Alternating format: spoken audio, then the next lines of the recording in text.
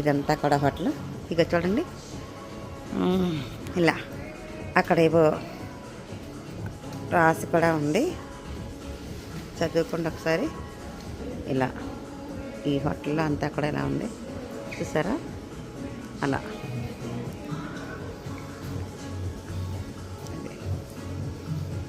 ఇదంతా కూడా ఇలా ఉంది. ఇక్కడ ఇలా ఇక్కడంతా ఫుడ్ తయారవుతుంది. Indian and Japanese two countries dishes are here. Okay okay.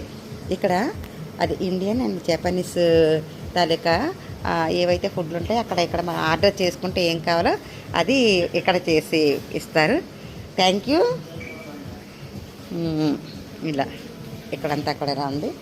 ఇలా కూర్చొని ఇలా హాయిగా తిని, మరి మేమైతే ఖచ్చితంగా ఇండియనే కదా, ఆ ఫుడ్డే మనకి ఇక్కడ కంఫర్ట్గా ఉంటుంది. ఇక్కడ ఏ ఫుడ్ అయినా సరే మనకి అంత కంఫర్ట్ అయితే అనిపించదు.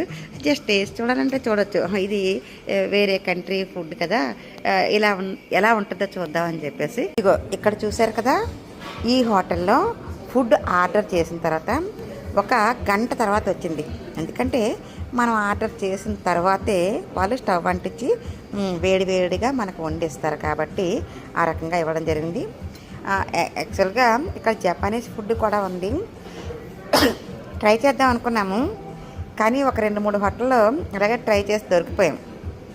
ఫైనల్గా మన ఫుడ్ కంటే ఉత్తమమైనది మనకి అంతగా ఎక్కదని తెలిసిపోయింది.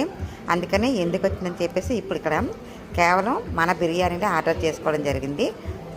ఒకసారి ఈ మూత ఇలా ఇచ్చారు, ఇలా మూత తీసి చూద్దాము. ఇదిగో బిర్యానీ సేమ్ మనలాగే, అదే ఇండియన్ రెస్టారెంట్ ప్లస్ జపానీస్ అన్నారు కదా, అందుకనే ఇక్కడ మనకి అదిగో అలా ఇదిగో ఇలా ఇలా తిను. ఇక్కడ హోటల్ సర్వర్ అనమాట. తనకి వీడియో అంటే అదే నేను బ్లాగ్ చేస్తుంటే చాలా తనకి నచ్చిందట. ఓకే.